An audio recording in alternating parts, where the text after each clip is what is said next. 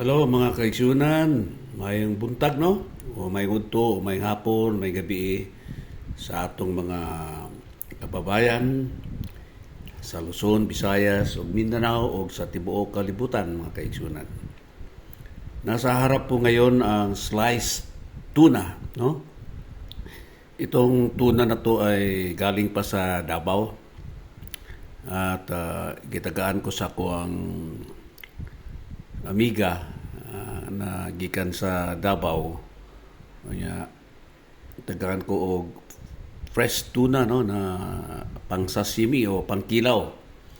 Since wala man ko'y wasabi kanang halang bitaw nga kuan sa Japanese.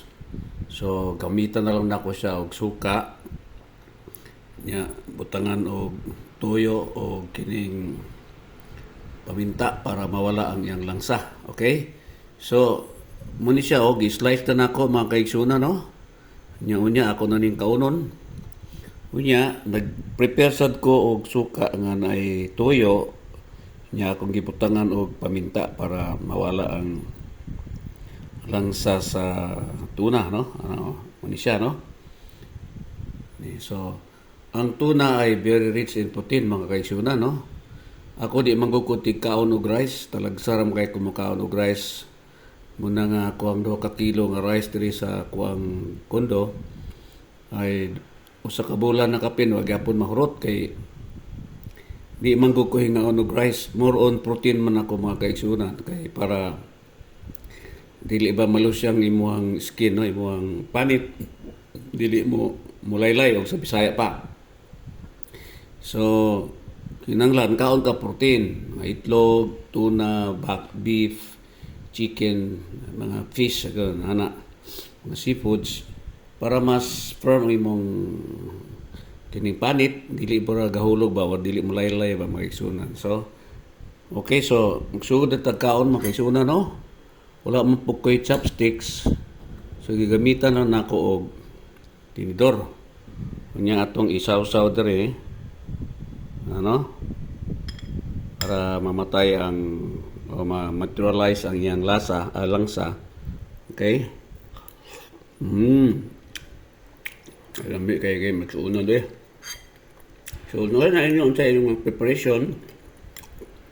Pwede niyong kilaon nga na sibuyas, na luya, na sili, na limoncito para murag kinilaw gyud, pero ako ay style nako sa sashimi ni sa Japan.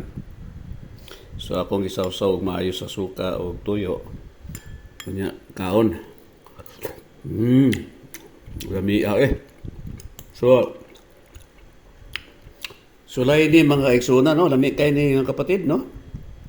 Kay healthy man kay ni kay taas ko protein.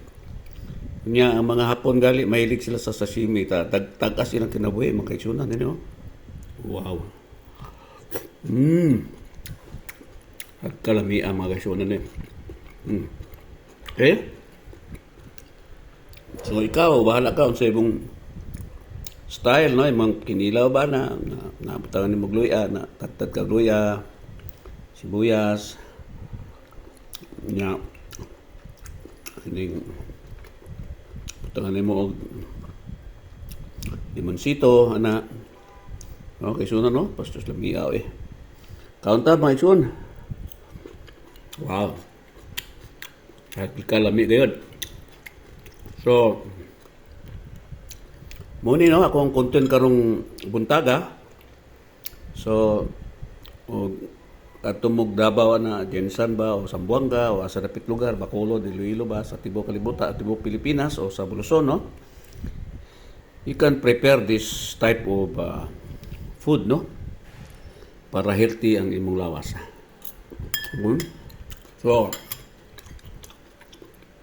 dili ako kutob mga kaigsunan, no? So, if you want to be healthy, no, firm ang inyong skin, dugay mo matigulang, kaon mo og fresh tunas, marag sashimi, no? Or bahala ka, pwede pong hipon o sa atua pasayan. Imo lang siyang kanang panitan nya kuan nimo nya tusto suka o toyo nindot na kayo. Pwede po og salmon ana. So, kini si King Prince no para gihapon sa Travel 369 no. Nagatod na sa og lami kay nga content no, ang tuna sashimi with vinegar and toyo og durog nga paminta, okay? Daghan kayong salamat mga kaigsunan. God bless us all. To God be the glory. God is good.